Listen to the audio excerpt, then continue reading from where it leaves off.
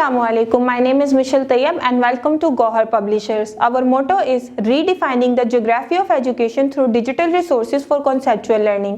और हम जो है वो पढ़ रहे हैं गोहर सोशल स्टडीज जो कि है क्लास 5 के लिए। हम हैं चैप्टर नंबर 5 पे, तो आइए चलते हैं अपने लेक्चर की तरफ। 5E है हमारे पास natural disasters and safety measures. There are many natural disasters we face in Pakistan. 2 of them are here below. Number 1 earthquakes, number 2 flooding. Earthquakes. Earth means ground and the quake means shake. So when the earth ground shakes, we call it earthquake. At once, a powerful shake of the ground which causes big distraction, causes of the movement of the crust of the earth or volcanic eruption is called the earthquake. अच्छा जी, volcanic corruption क्या होता है? जब आपका आतिशफिशा जो है वो फटता है, उसकी वजह से जो है वो आपकी ज़मीन शेक होती है, उसको जो है वो हम जलजिला कहते हैं, यानी अर्थक्वेक। अर्थ का मतलब होता है ग्राउंड यानी कि ज़मीन, क्वेक का मतलब होता है शेक यानी कि लरजना। तो जब जो ज़मीन है वो लरसती है तो उसे हम जलजिला कहते हैं। उसके बहुत सारे डिफरेंट कॉजेज हो सकते हैं, लेकिन उसमें जो मोस्ट पावरफुल कॉज है वो वोल्केनिक करप्शन है, यानी कि आपके आतिशफिशा का फटना है। Earthquake could be natural or caused by human activities. For example, underground blast for mining, tunnel, construction, etc.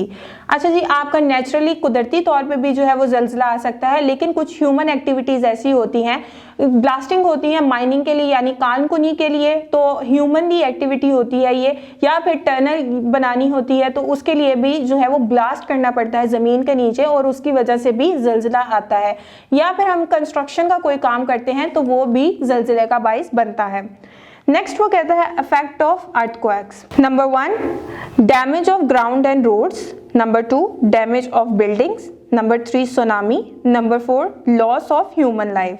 अच्छा, ये 4 इफेक्ट हो सकते हैं। इफेक्ट क्या होता है? जलजिले के बाद के असरात, उसके अंदर आपका सुनामी भी आ सकता है, आपकी बिल्डिंग्स डैमेज हो सकती हैं, आपका जो है वो ज़मीन यानी कि रोड्स आपके डैमेज हो सकते हैं, और बहुत सारी इंसानी जानें जो हैं वो भी जा सकती हैं। फ्लडिंग, सैलाब। Overflow of water from river, canals, dams और barrages on the land is called flooding. Floods can happen because of heavy rains, fast melting snow due to global warming, और when dams overflow or break. सैलाब के cause क्या हो सकते हैं? सैलाब आने के बहुत सारे कॉज हो सकते हैं, जिस तरह के ग्लोबल वार्मिंग में हमने पढ़ा कि जो स्नो है यानी कि आपकी बर्फ़ जो है वो बहुत तेज़ी से पिघलती है, या फिर आपका जो है वो डैम का टूट जाना या बहुत ज़्यादा बारिश होना, ये सारे कॉज जो हैं ये सैलाब के हो सकते हैं।